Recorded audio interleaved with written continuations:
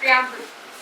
We, the people of India, having solemnly resolved to constitute India into a sovereign, socialist, secular, democratic republic and to secure to all its citizens justice, social, economic and political, liberty of thought, expression, belief, faith and worship, equality of status and of opportunity, and to promote among them all fraternity, assuring the dignity of the individual and the unity and integrity of the nation.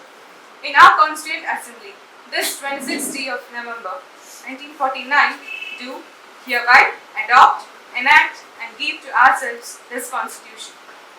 പ്രിയപ്പെട്ട ഇന്നത്തെ മുഖ്യാതിഥി എഴുത്തുകാരനും ചിന്തകനും കൂടിയായ ശ്രീ ശ്രീചന്ദ്രൻ അവരുടെ മാനേജ്മെൻറ്റിൻ്റെയും അധ്യാപകന്മാരോടെയും വിദ്യാർത്ഥികളോടും പേരിൽ എല്ലാവർക്കും വേണ്ടി അദ്ദേഹത്തിനെ ഈ വേദിയിലേക്ക് സ്വാഗതം ചെയ്തു.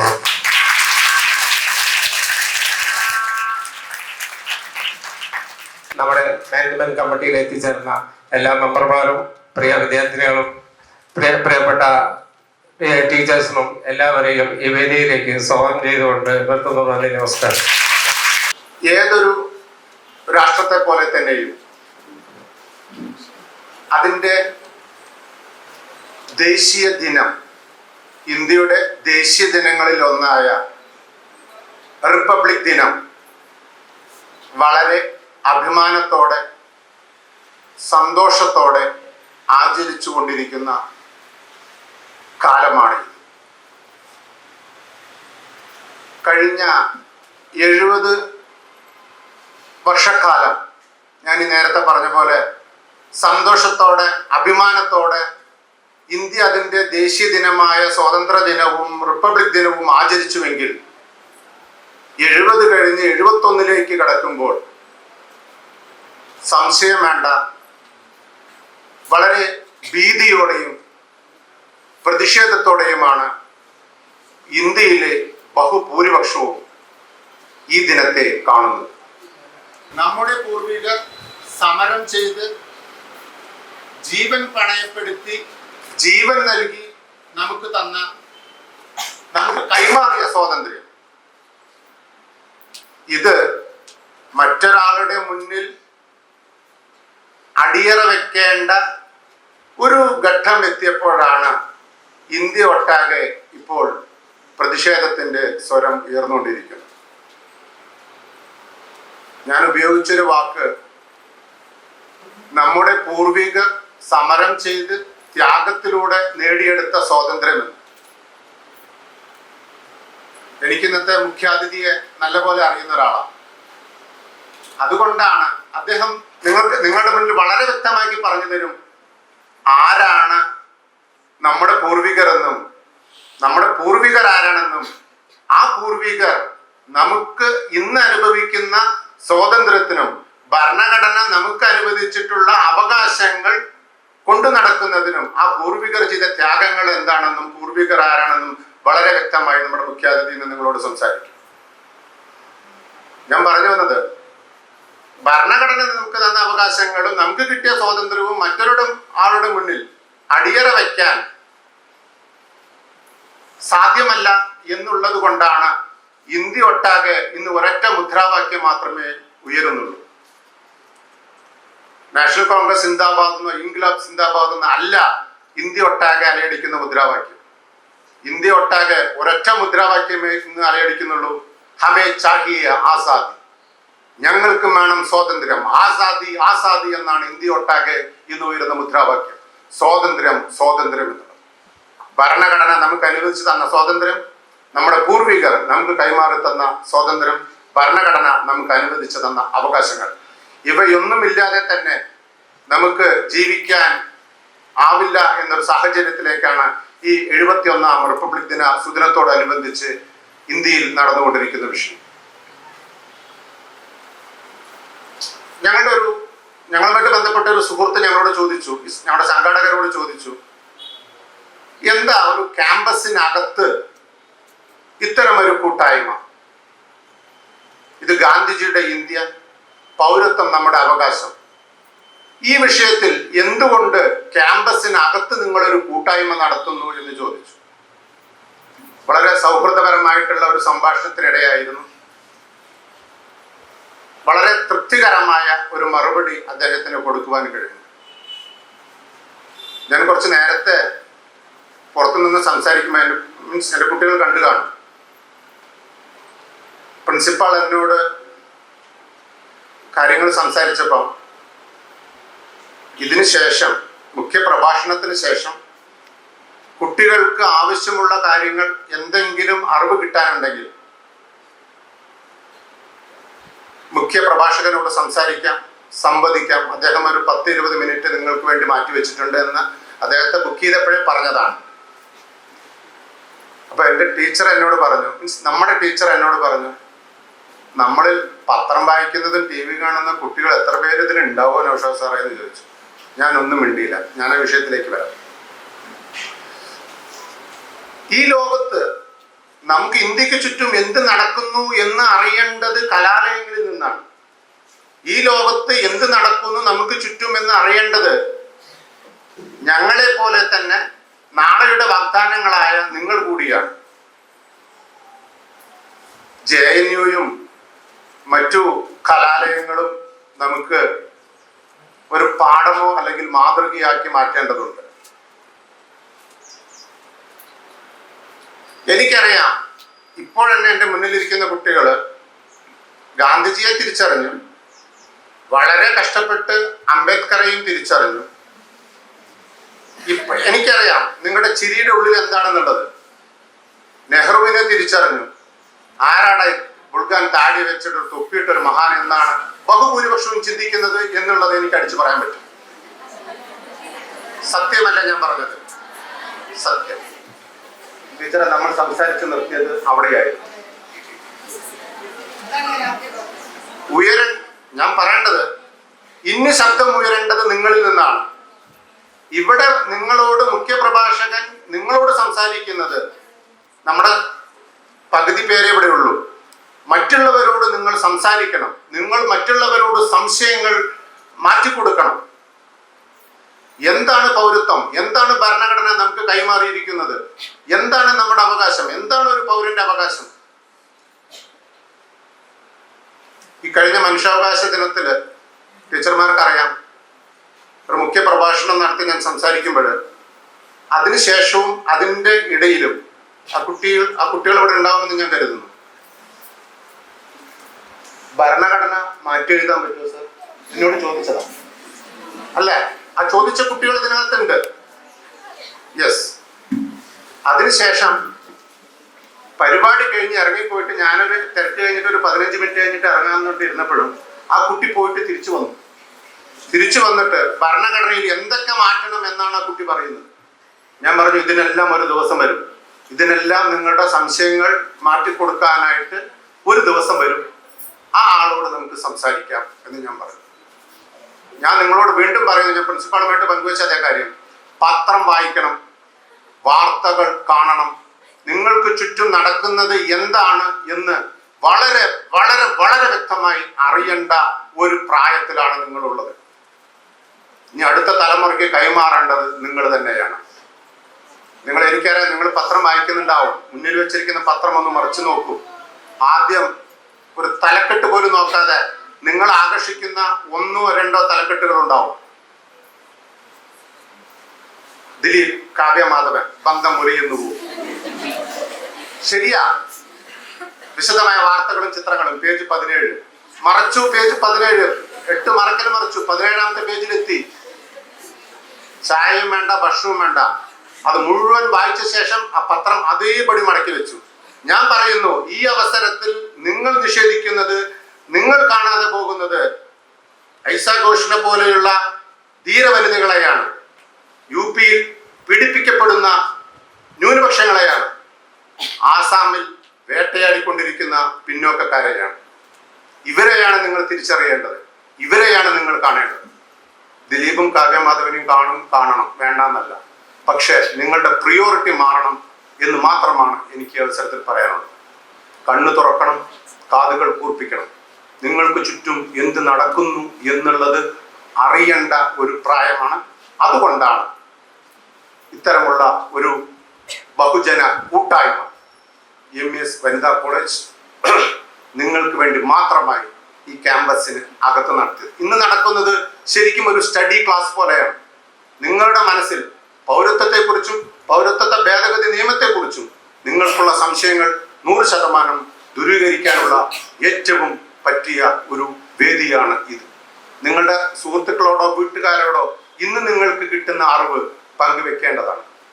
ഈ അറിവ് നിങ്ങൾക്കിന്ന് പകർന്നു തന്ന് മുഖ്യപ്രഭാഷണം നടത്തുന്നത് ശ്രീ MJ ശ്രീചിത്രനാണ്. അദ്ദേഹത്തിന്റെ ഫീൽഡ് IT ആണെങ്കിലും തിരുവനന്തപുരത്ത് IT മേഖലയിൽ ജോലിക്കാരനാണ്. പക്ഷേ ഇപ്പൊ അടുത്ത കാലത്തായിട്ട് ആ ഒരു ഭാഗത്തിലേക്ക് തന്നെ പോകാതെ തന്നെ വളരെ വ്യക്തമായി കേരളത്തിലൊട്ടാകെ പ്രഭാഷണം നടത്തുന്നു. പൗരത്വ ഭേദഗതി ബില്ലിനെതിരെ ഒരുപക്ഷെ കേരളത്തിൽ തന്നെ ഈ ഒരു വിഷയത്തിൽ ഏറ്റവും കൂടുതൽ വേദികൾ പങ്കിട്ടത് അദ്ദേഹമാവാം എന്ന് ഞാൻ കരുതുന്നു. സോഷ്യൽ മീഡിയയിലോ ഏത് വാർത്താ ചാനലുകളിലോ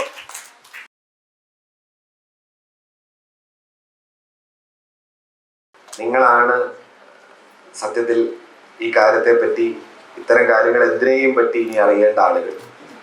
2, ആൺകുട്ടികളെക്കാൾ പെൺകുട്ടികൾ എങ്ങനെ ഇക്കാര്യങ്ങളെ പറ്റി ബോധവതികളായി തീരണം എന്നതുകൂടി വളരെ പ്രസക്തമാണ്. 2 അർത്ഥത്തിലും നിങ്ങളുടെ മുന്നിൽ ഇന്ന് വന്ന് നിൽക്കുന്നതിൽ സന്തോഷമുണ്ട്. ഞാനിങ്ങനെ ഔപചാരികതകൾ പറഞ്ഞു നീട്ടുന്നില്ല, കാരണം ഒരുപാട് സമയമൊന്നും നമുക്കില്ല.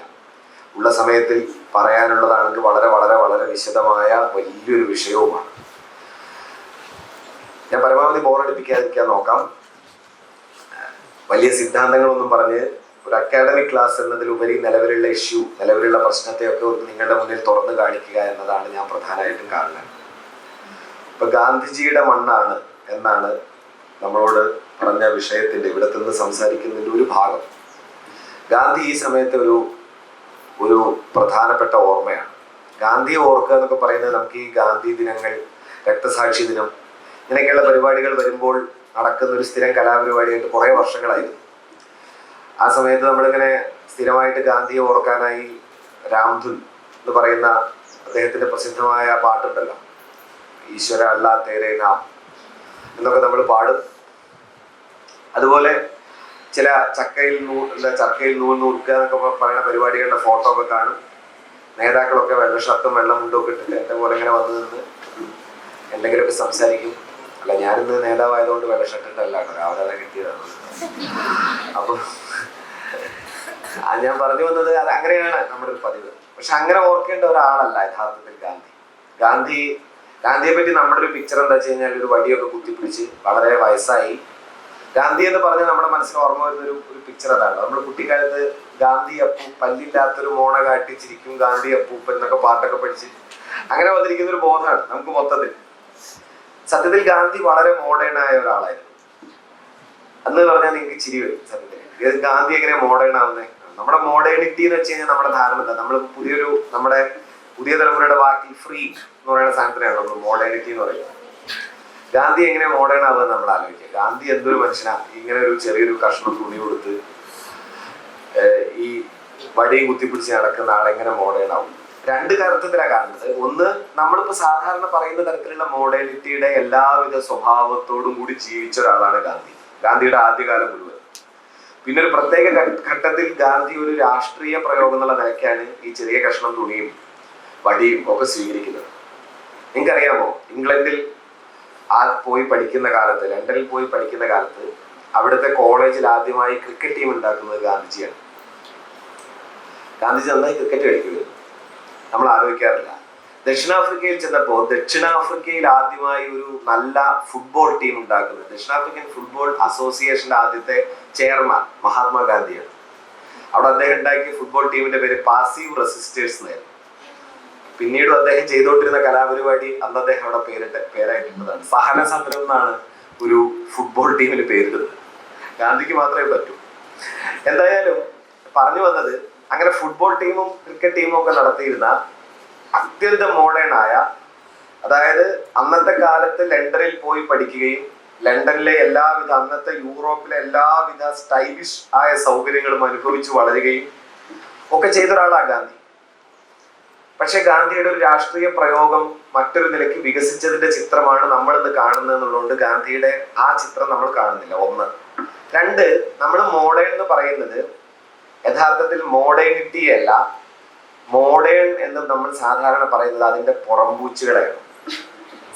നമ്മള് എത്ര ബ്രാൻഡഡ് ആയ ഡ്രസ്സ് ഇടാൻ പറ്റും, എത്ര സ്റ്റൈലിഷ് ആയിട്ട് നമുക്ക് നടക്കാൻ പറ്റും, അതിനെയൊക്കെയാണ് മോഡേൺ എന്ന് നമ്മൾ സാധാരണ പറയുന്നത്. അതല്ല മോഡേണിറ്റി.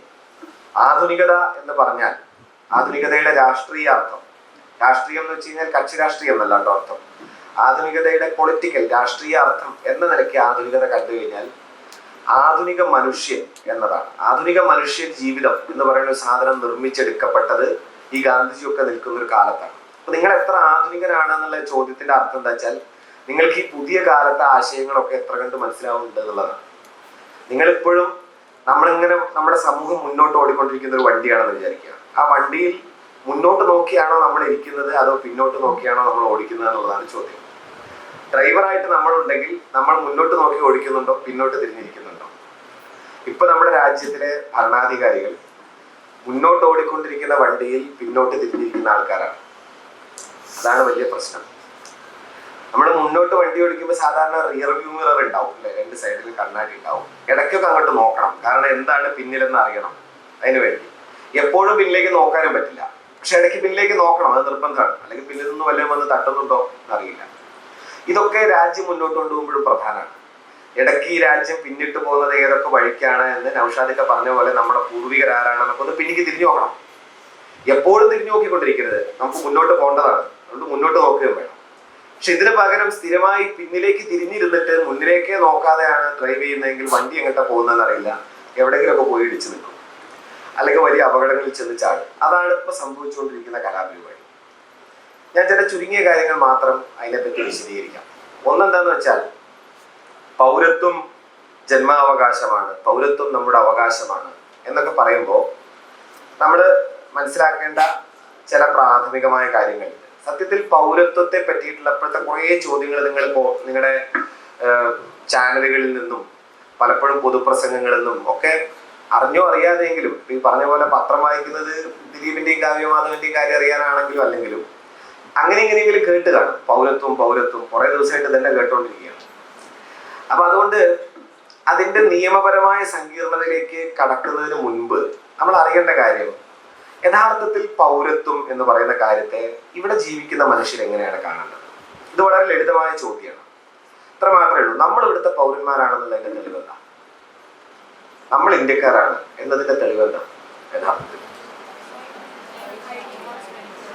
ID കാർഡ് ഉണ്ട് അല്ലേ? അപ്പൊ ID കാർഡ് ഇല്ലാത്തതായി ഇവിടെ ഇരിക്കുന്ന ഈ മോൾക്കൊന്നും ID കാർഡ് ഇല്ലല്ലോ, ഉണ്ടോ? അമ്മയ്ക്ക് ID കാർഡ് ഉണ്ട്, അതാണോ? ആധാർ കാർഡ് ഉണ്ട് അല്ലേ? ശരി. ഇനി വേറെ ഉത്തരം ഉണ്ടോ? റേഷൻ കാർഡിൽ പേര്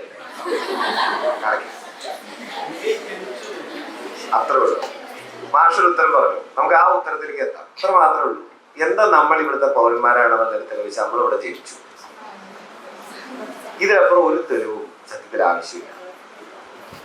എന്താണ് നമ്മൾ ഇവിടുത്തെ പൗരന്മാരാണ്, നമ്മൾ ഇവിടെയാണ് ജനിച്ചത്, അതുകൊണ്ട് നമ്മളിവിടെ ജനിച്ചത് നമ്മുടെ ചോയ്സ് ഒന്നുമല്ല. നമുക്ക് സ്വിറ്റ്സർലൻഡിൽ ജനിച്ചാലൊക്കെ കൊള്ളാന്ന് ചിലപ്പോഴൊക്കെ തോന്നിയിട്ടുണ്ടാവും. പക്ഷെ നമ്മൾ അവിടെ ജനിച്ചിട്ടില്ല, നമ്മൾ ജനിച്ചത് ഇന്ത്യയിലാണ്.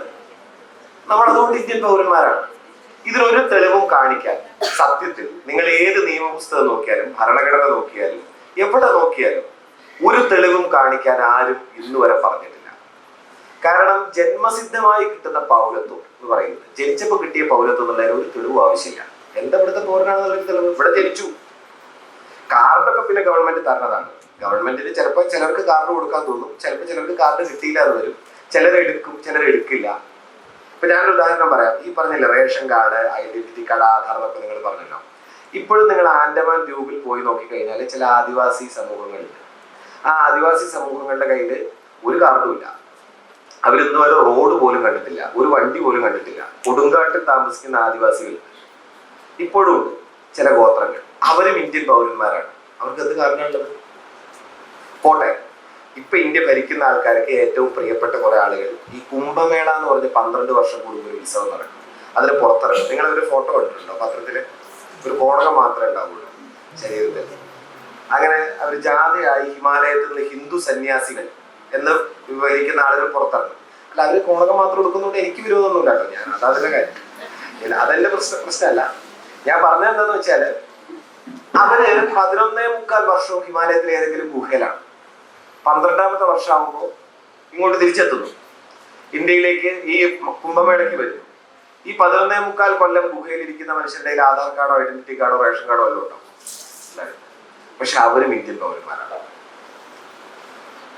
ഞാൻ പറഞ്ഞത്, ഈ പറയുന്ന ആൻഡമാനിലെ ആദിവാസികളും ഈ പറയുന്ന ഈ 12 കൊല്ലം കൂടുമ്പോൾ വരുന്ന ഇപ്പോഴത്തെ ഇന്ത്യ ഭരിക്കുന്നവർക്ക് വളരെ പ്രിയപ്പെട്ട ഹിന്ദു സന്യാസികളും ഇന്ത്യൻ പൗരന്മാരാണ്. ഇതിലൊന്നും നമുക്ക് വിയോജിപ്പില്ലെന്നേ. എങ്ങനെ ഇന്ത്യൻ പൗരത്വം കിട്ടി? മാഷ് പറഞ്ഞ പോലെ ഇവിടെ ജനിച്ചു, ഇത്രേ ഉള്ളൂ കാര്യം. ഇതാണ് ജന്മാർജിത പൗരത്വം എന്ന് പറയുന്നത്. പൗരത്വത്തിന് പല പല പല വഴികളുണ്ട്. നിങ്ങൾക്ക് ഭരണഘടനയുടെ ആ ഭാഗം പരിശോധിച്ചാലൊക്കെ അത് മനസ്സിലാവും. ഞാനത് വീണ്ടും വീണ്ടും ഇപ്പൊ അത് വിശദീകരിക്കാൻ നിൽക്കില്ല, കാരണം അത് തികച്ചും നിയമപരമായ ഒരു ക്ലാസ്സായി മാറും. നിങ്ങൾക്ക് ജന്മസിദ്ധമായി പൗരത്വം കിട്ടാം, വംശാവലിയിലൂടെ പൗരത്വം കിട്ടാം, രജിസ്ട്രേഷൻ വഴി പൗരത്വം കിട്ടാം, നാച്ചുറലൈസേഷൻ വഴി പൗരത്വം കിട്ടാം. അങ്ങനെ പൗരത്വം കിട്ടുന്നതിന് 5 മാർഗങ്ങളൊക്കെ ഉണ്ട്. ഞാൻ പ്രധാനമായും 2 കാര്യം പറയാം. ഒന്ന് ജന്മാർജിത പൗരത്വം, ഇപ്പൊ നമ്മൾ പറഞ്ഞത്. രണ്ടാമത്തെ ഒരു കാര്യം എന്താണെന്ന് വെച്ചാൽ ആർജിത പൗരത്വം. പുറത്തുനിന്ന് വന്ന ഒരാൾക്ക്, പുറത്ത് ഏതെങ്കിലും രാജ്യത്തിൽ ജനിച്ച ഒരാൾ ഇവിടെ വന്നാൽ അയാൾ 11 വർഷം തുടർച്ചയായി ഈ രാജ്യത്ത് താമസിക്കുന്നു. തുടർച്ചയായി വേണ്ട, 11 വർഷം താമസിക്കുന്നു. അവസാനത്തെ 1 വർഷം 12 മാസം തുടർച്ചയായി താമസിക്കുന്നു എങ്കിൽ അയാൾക്കൊരു അപ്ലിക്കേഷൻ കൊടുക്കാം. എനിക്ക് ഇന്ത്യൻ പൗരനാവാൻ ആഗ്രഹം. അപ്പോൾ ആ അപ്ലിക്കേഷൻ സ്വീകരിച്ചുകൊണ്ട് അയാൾക്കൊരു പൗരത്വം കിട്ടും. അയാൾ ഇന്ത്യൻ പൗരനാവും. അങ്ങനെ കിട്ടിയ ഇന്ത്യൻ പൗരത്വം, ഞാൻ ആദ്യം പറഞ്ഞ നമ്മുടെ ഇന്ത്യൻ പൗരത്വം ഉണ്ടല്ലോ, ഇത് രണ്ടും തമ്മിൽ എന്തെങ്കിലും വ്യത്യാസം ഉണ്ടോ? തോന്നുന്നില്ല, അറിയില്ല. അങ്ങനെയാണോ? അങ്ങനെ കിട്ടിയ പൗരത്വം കിട്ടിയ ആരെങ്കിലും മനസ്സിൽ ഓർമ്മ വരുന്നുണ്ടോ? സോണിയാഗാന്ധി നല്ല ഉദാഹരണമാണ്. സോണിയാഗാന്ധി ഇവിടെ വിവാഹമൊക്കെ കഴിച്ചു വന്നതാ. നിങ്ങൾക്കറിയാം, സോണിയാഗാന്ധി MP ആയി. സോണിയാഗാന്ധി പ്രധാനമന്ത്രി പദത്തിന്റെ തൊട്ടടുത്തെത്തി. അവർ തന്നെ വേണ്ടെന്ന് വെച്ചുകൊണ്ടാണ് ഒരർത്ഥത്തിൽ അവർ പ്രധാനമന്ത്രി ആവാതിരുന്നത്.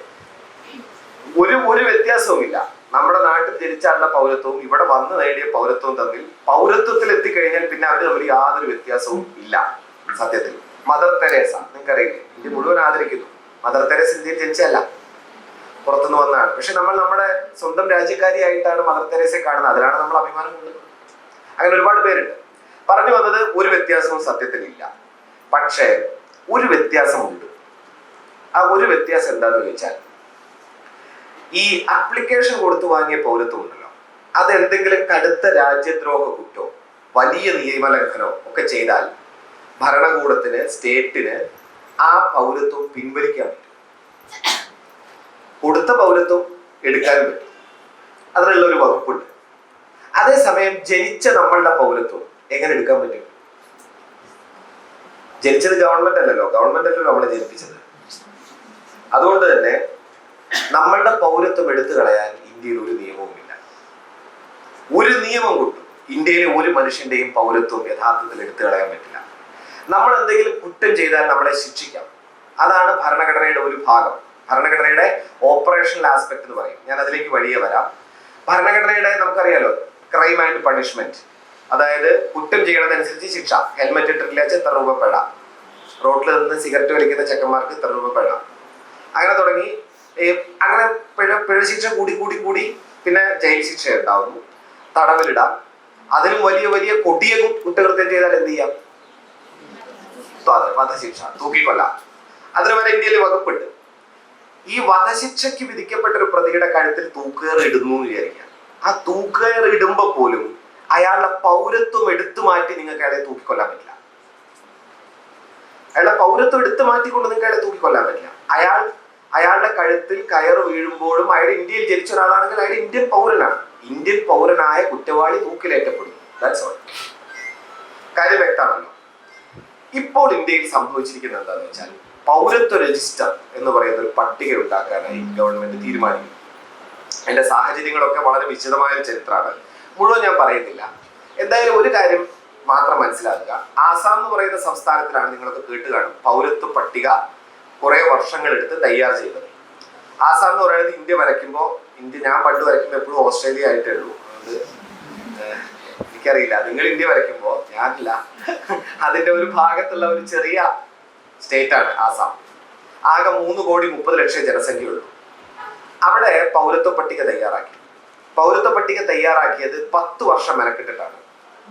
50,000 ഉദ്യോഗസ്ഥരാണ് പണിയെടുത്തത്. 2,000 കോടി രൂപയാണ് ചെലവാക്കിയത്. 10 വർഷത്തെ മെനക്കെട്, 50,000 ഉദ്യോഗസ്ഥരുടെ പണി, 2,000 കോടി രൂപയുടെ ചെലവ്.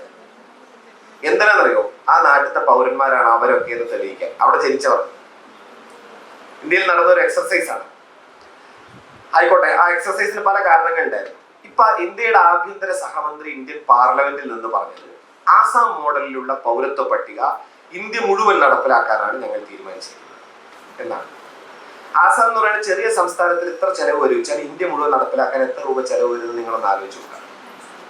ഇത്രയും രൂപ ചെലവാക്കുന്നത് എന്തിനാണ്? നമ്മൾ ആദ്യം പറഞ്ഞ പരിപാടി തെളിയിക്കാനാണ്. ഈ ഇവിടെ ജനിച്ച നമ്മൾ ഇന്ത്യൻ പൗരനാണെന്ന് ക്യൂ നിന്ന് കയ്യിലുള്ള പേപ്പർ കടലാസും ഒക്കെ ചെന്ന് ക്യൂ നിന്ന് തെളിയിക്കണം. ഇപ്പൊ ഇന്ത്യയിൽ അത്യാവശ്യമുള്ള ഒരു കാര്യം അതാണ് എന്ന് നിങ്ങൾക്ക് തോന്നുന്നുണ്ടോ? ഒരു ചെറിയ കണക്ക് മാത്രം പറയാം. ഇന്ത്യയിലെ മൊത്തത്തിൽ ഉള്ള ജനസംഖ്യ 127 കോടി ആണ്. 127 സംതിങ്. 127 കോടിയിൽ പരം ജനങ്ങളുടെ ഇന്ത്യയിൽ 46 കോടി ജനങ്ങൾക്ക് ഇപ്പോഴും കക്കൂസില്ല. വീട്ടിലൊരു ബാത്റൂം ഇല്ല. അടുത്ത കാലത്ത് സായ്നാഥ് എന്ന് പറയുന്ന പ്രസിദ്ധനായ ഒരു പത്രപ്രവർത്തകരുണ്ട്. അദ്ദേഹത്തിന്റെ പ്യാരി എന്ന് പറയുന്ന ഒരു ചാനലുണ്ട്, പി സായ്നാഥ്, വളരെ പ്രസിദ്ധനായ പത്രപ്രവർത്തകനാണ്. പി സായ്നാഥ് നടത്തിയൊരു സർവേ ഉണ്ടായിരുന്നു. അതെന്താന്ന് വെച്ചാൽ കഴിഞ്ഞ കുറെ കാലമായിട്ട് നിങ്ങൾ കേട്ട് കാണും, നിങ്ങളുടെയൊക്കെ പ്രായമുള്ള ഈ ഒരു ഏജ് സോണിൽ വരുന്ന എത്രയോ പെൺകുട്ടികൾ ഇന്ത്യയുടെ പല ഭാഗത്തായി ബലാത്സംഗം ചെയ്യപ്പെടുന്നു. ഈ ബലാത്സംഗം ചെയ്യപ്പെടുന്ന പെൺകുട്ടികളുടെ ഓരോരുത്തരുടെയും ലിസ്റ്റ് എടുത്ത് ഏത് സാഹചര്യത്തിൽ ഏത് സമയത്ത് എങ്ങനെയൊക്കെയാണ് നടന്നത് എന്നുള്ളതിനെ പറ്റിയിട്ടുള്ള ഒരു സ്റ്റഡിയാണ് അദ്ദേഹം എടുത്തത്. ഈ സ്റ്റഡി കൂടെ പുറത്തു വന്നൊരു കാര്യം, ഇന്ത്യയിലെ ബഹുഭൂരിപക്ഷം വരുന്ന സ്ഥലത്തെയും നിങ്ങളുടെ പ്രായമുള്ള പെൺകുട്ടികൾ ബലാത്സംഗം ചെയ്യപ്പെട്ടിരിക്കുന്നത് രാവിലെ 3 മണി മുതൽ 5 മണി വരെയുള്ള സമയത്തിന്റെ ഇടയ്ക്കാണ്. എന്താണ് രാവിലെ 3 to 5 ഇടയ്ക്ക് ഇവരുടെയൊക്കെ മരണത്തിന് കാരണമാകുന്നത് നോക്കുമ്പോൾ നോർത്ത് ഇന്ത്യയിലെ ഈ ഭൂരിപക്ഷം ഭാഗങ്ങളിലും വീടുകളിൽ ബാത്റൂം ഇല്ല. രാവിലെ സൂര്യൻ ഉദിക്കുന്നതിന് മുമ്പ് പ്രഭാത കൃത്യങ്ങളൊക്കെ നിർവഹിക്കാൻ വേണ്ടി വീട്ടിൽ നിന്ന് എല്ലാ സ്ത്രീകളും പുറത്തേക്ക് പോയി വെളിമ്പ്രദേശങ്ങളൊക്കെ നോക്കി പോകണം. വീട്ടിലൊരു ബാത്റൂം ഇല്ല. അപ്പോൾ ആ സമയത്താണ് ഇങ്ങനെ ഒറ്റയ്ക്ക് 3:30 മണിക്ക് പുറത്തിറങ്ങുന്ന സമയത്താണ് പലപ്പോഴും പെൺകുട്ടികൾ റേപ്പ് ചെയ്യപ്പെട്ടിട്ടുള്ളത്. ഇതാണ് ഇന്ത്യയുടെ അവസ്ഥ. ഈ ഇന്ത്യയിലാണ് കോടാനുകോടി രൂപ ചെലവാക്കി ഒരു പട്ടിക ഉണ്ടാക്കലാണ് നമ്മുടെ അത്യാവശ്യമുള്ള ഒരു കലാപരിപാടി എന്ന് ഇന്ത്യൻ ഗവൺമെന്റ് പറയുന്നു. ശരി, ഞാൻ പട്ടികയിലേക്ക് വരാം. പട്ടികയിലേക്ക് വന്നാൽ പട്ടികയുടെ കാര്യത്തിലുള്ള ഏറ്റവും ആദ്യത്തെ ചോദ്യം എന്താണെന്ന് വെച്ചാൽ, ഞാൻ മുൻപ് നമ്മൾ ആദ്യം ചോദിച്ച ചോദ്യത്തിലേക്ക് എന്നെ ഒന്നുകൂടി മടങ്ങി വന്നാൽ, എങ്ങനെയാണ് നമ്മളോട് ഒരു തെളിവ് ഹാജരാക്കി ഇന്ത്യൻ പൗരനാണെന്ന് തെളിയിക്കാൻ പറയുക? അങ്ങനെ പറയുമ്പോഴുള്ള പ്രശ്നം എന്താണെന്നറിയാം? പ്രശ്നം വളരെ സിമ്പിളാണ്. ഞാൻ പുറത്തുനിന്ന് വന്ന ഒരാളാണെന്ന് ഗവൺമെന്റിന് ഒരു സംശയം. ഞാൻ ഈ രാജ്യക്കാരനല്ല, പുറത്തുനിന്ന് വേറെന്തോ ഗൂഢോദ്ദേശമായിട്ട് ഇവിടെ വന്ന ആളാണ് എന്ന് ഗവൺമെന്റിന് ഒരു സംശയമുണ്ടെന്ന് വിചാരിക്കാം. എന്നെ ഗവൺമെന്റ് എന്ത് ചെയ്യണം? കോടതിയിൽ ഹാജരാക്കണം. എന്നിട്ട് എന്നെ വിചാരണ ചെയ്യാം. എന്നിട്ട് ഞാൻ പുറത്തുനിന്ന് വന്ന ആളാണെന്നുള്ള എന്നെ തെളിവുകൾ ഭരണകൂടം തരണം. ഭരണകൂടം ആ തെളിവുകൾ തന്നു കഴിഞ്ഞാൽ ഞാൻ പുറത്തുനിന്ന് വന്ന ആളാവും, എനിക്ക് അർഹമായ ശിക്ഷ തരാം. അത് ഇന്ത്യയിൽ വകുപ്പുണ്ട്. അതിന് പകരം ഇപ്പൊ നമ്മളോട് ഈ പൗരത്വ പട്ടിക ഉണ്ടാക്കി കഴിഞ്ഞാൽ പറയുന്ന കാര്യം എന്താണ്? ക്യൂ നിൽക്കുക, എല്ലാവരും കയ്യിലുള്ള പേപ്പറുകളുമായിട്ട്, എന്നിട്ട് സ്വയം തെളിയിക്കുക ഞാൻ ഇന്ത്യൻ പൗരനാണ്. അപ്പൊ ഇന്ത്യയിലെ ജനങ്ങളെ മുഴുവൻ എന്തായിട്ടാണ് ഇന്ത്യൻ ഭരണകൂടം കാണുന്നത് എന്ന് വേണം നമ്മൾ മനസ്സിലാക്കാൻ. ശ്രീയത്തൻ അവർക്കും എൻ്റെ ബഹുമാനിയ കിരിമാജി ഉൾപ്പെടെയുള്ള MBS നേതാക്കൾക്കും വിദ്യാർത്ഥി നീളുന്നു. അധ്യാപിക കൂടുതൽ പ്രസംഗിക്കേണ്ട എന്തുകൊണ്ടാണ് ഹൃദയസ്പർശിയായ മനസ്സിൽ തട്ടിയ ഈ പ്രസംഗം എൻ്റെ പ്രസംഗത്തിലൂടെ അപ്രസക്തമാകേണ്ട എന്ന് വിചാരിച്ചുകൊണ്ട് ഞാൻ ദീർഘിപ്പിക്കുന്നില്ല. ഒന്നിൻ്റെ കാര്യം അവസാനിപ്പിക്കണം. ഈശ്വരല്ല തേരെ നാം സബ്കോ സന്മതി ദേവക. നമ്മൾക്ക് സന്മതി വേണ്ട. സന്മതി ആർക്കുണ്ടാകുന്നത്? ആർക്കാ വേണ്ടത്? നല്ല സ്വഭാവം ഈ ദുർവാസിക്കാർക്ക് വേണ്ടത്. നമുക്കൊക്കെ നല്ല മനസ്സുണ്ട്. ഈശ്വരനും അള്ളാഹു തേരുന്ന സബ്കോ സന്മതി ദേവ ഭഗവാൻ. നമ്മൾക്ക് വേണ്ട ഈ പ്രതിനിധിക്ക് മതി എന്ന് പറഞ്ഞുകൊണ്ട് അവസാനിപ്പിക്കുന്നു. എല്ലാവർക്കും നന്ദി, നമസ്കാരം. ഇന്ന് ഈ റിപ്പബ്ലിക് ദിനം ഇത്രയും സമുചിതമായിട്ട് കൊണ്ടാടാൻ കഴിഞ്ഞിട്ടുള്ളത് ഈ മാനേജ്മെന്റിന്റെ ഒത്തൊരുമയും അതിന്റെ സംഘാടക ശക്തിയും കൊണ്ടാണ്. രാവിലെ ഞാൻ പറഞ്ഞിട്ടുള്ളൊരു വാക്ക്, അരാജകത്വത്തിന്റെയും അനിശ്ചിതാവസ്ഥയുടെയും നടുവില് വളരെ ആശങ്കാകുലമായിരുന്ന നമ്മുടെ മനസ്സുകളില് പെയ്തൊഴിഞ്ഞ കാർമേഘം മാതിരി ഒരുപാട് വിവരങ്ങളാണ് അനർഗളമായി ഇത്രയും നേരം നമുക്ക് ശ്രീധരൻ സാർ പറഞ്ഞു തന്നിട്ടുള്ളത്. അതെന്തിനാണെന്ന് വെച്ചാൽ നിങ്ങളുടെ കർത്തവ്യം നാളെയുടെ മുന്നിൽ നിങ്ങൾ തോൽക്കാതിരിക്കുക എന്നുള്ളതാണ്. എടുത്ത് ആവർത്തിച്ച് പറയുകയാണ്. നാളെ ഈ സമൂഹത്തിന്റെ അത്താണികളാവേണ്ടുന്ന നിങ്ങളുടെ മുന്നില്, നിങ്ങളുടെ താഴെയുള്ളവരോട്, കൂട്ടുകാരുടെ മുന്നിൽ തോൽക്കാതിരിക്കണമെങ്കിൽ നമ്മൾ എന്തിനാണ് ഭാരതീയരാണെന്ന് പറയുന്നത് എന്ന സങ്കല്പം, അതിന്റെ ഉദാത്തമായ ചിന്ത നിങ്ങളുടെ ഓരോരുത്തരുടെയും തലച്ചോറിലുണ്ടാവണം. അതുകൊണ്ടാണ് ഞാൻ പറഞ്ഞത്, നാളെയുടെ മുന്നിൽ നിങ്ങൾ തോൽക്കാതിരിക്കണമെങ്കിൽ നിങ്ങളുടെ കയ്യിൽ അതിന്റെ തേജസ് ഉണ്ടാവണം, അതിന്റെ ആർജവം ഉണ്ടാവണം, അതിന്റെ ഉത്തരങ്ങൾ ഉണ്ടാവണം. അതുകൊണ്ട് തന്നെ ഈ ചടങ്ങിന് ഒരു വാക്കുകൊണ്ട് നന്ദി പറയുക എന്ന് വെച്ചാൽ അതൊരു മഹാ അപരാധമായി പോകും. എങ്കിലും ഈ വെള്ളച്ചാട്ടം കാണുമ്പോൾ നമുക്കുണ്ടാവുന്നൊരു സംതൃപ്തിയുണ്ട്, ഒരു സന്തോഷമുണ്ട്. അതേപോലെ തന്നെ ഇങ്ങനെ കുത്തഴിഞ്ഞ് വന്നിരുന്നിട്ടുള്ള നമ്മുടെ ചരിത്ര പുസ്തകത്തിന്റെ വിവരണങ്ങൾ ഒരറ്റം തുടങ്ങി മറ്റേ അറ്റം വരെ ആ കര കാണാത്ത കടലിന്റെ ഭംഗി ആസ്വദിക്കുന്നത് പോലെ നമ്മുടെ ഓരോരുത്തരുടെയും മനസ്സിലേക്ക് തിരക്കി തിരക്കി തിരക്കി തിക്കിത്തിരക്കി കയറിയിട്ടുള്ള ആ അറിവുകൾ പറഞ്ഞു തന്നിട്ടുള്ള നമ്മുടെ മുഖ്യാതിഥിക്ക് ഹൃദയത്തിന്റെ ഭാഷയിൽ